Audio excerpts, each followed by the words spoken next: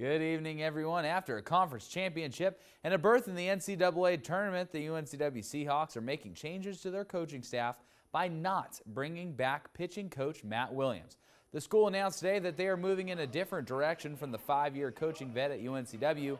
During his time as the pitching coach, Williams has helped coach 16 pitchers to the major league ranks, including 4 this year in Alex Royalty, Austin Warren, Austin Easter, and Clark Cota. In addition, the UNCW staff produced the CAA's third-best ERA and featured 2 all-rookie team members as well as a first-team all-CAA nod for Clark Cota. The search for his replacement will now begin. Home sweet home for the Wilmington Sharks once again. It's another meeting with the Fayetteville Swamp Dogs on the docket, looking to bounce back from a loss last night. Will Hoyle and Keith Gabrielson hanging out with some young Sharks fans before the game. They're looking for a hometown Wilmington win, but Fayetteville jumped out quickly. 2 on in the second. Alex Garland sneaks it into left. The pair come home to score. It's now 2-0 Swamp Dogs. But folks, they would not stop there, because we will take you to the same score in the 5th, and it's Brett Young back out to left field. Another RBI single for Fayetteville. That makes it 3-0. Next at bats for the Dogs, Tyler Shuck scored earlier, and he's scoring again. Smokes it into left over the head of Noah Lyles. A 2-run shot puts Fayetteville up 5. Wilmington would never be able to overcome that deficit. 3 losses in a row for your Sharks. 7-2 is the final from the tank. From Sharks to Marlins, the Big Rock Blue Marlin tournament is continuing in Morehead City, and while the first big catches happened yesterday, the first junior angler brought in a nice haul today as well. 16-year-old EJ Nettles came into the weighing station on the boat, rare breed, with a rare catch for someone his age. Nettles weighed in his fish at a whopping 400.4 pounds to be the first known junior angler to weigh in a blue marlin in this year's tournament.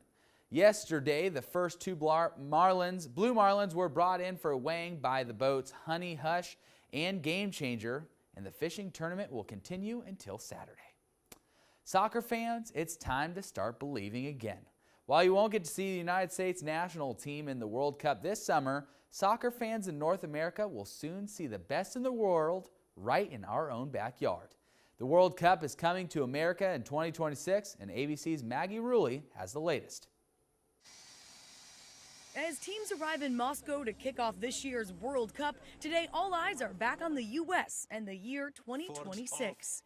Canada, Mexico and USA have been selected by the FIFA Congress to host the 2026 FIFA World Cup. FIFA announcing today that North America will host the World Cup in 8 years. I'm not sure it's quite sunk in as yet that we're going to actually host the World Cup in 26. The whole concept of a united bid, started 6-7 years ago. To have it culminate in a win today is a fantastic emotion. Even President Trump is chiming in, tweeting, "The U.S., together with Mexico and Canada, just got the World Cup. Congratulations." The 48-team tournament will hold 80 matches across 3 countries, requiring coordination between multiple state, federal, and local governments. A spectacular feat for an organization often plagued by political scandal. Look, we were supported today by countries who wouldn't normally vote with us in the United Nations. And with 60 of the 80 games being held here in the U.S., America's hoping 2026 will inspire young athletes to start dreaming now. To give people this dream, this North Star, that 8 years from now, this great tournament is going to be in our shores. Now here's the good news as well. Hosting countries are normally automatically qualified to participate in the World Cup, meaning the "I believe that we will win" chants will be heard in our own home soil in just 8 years' time.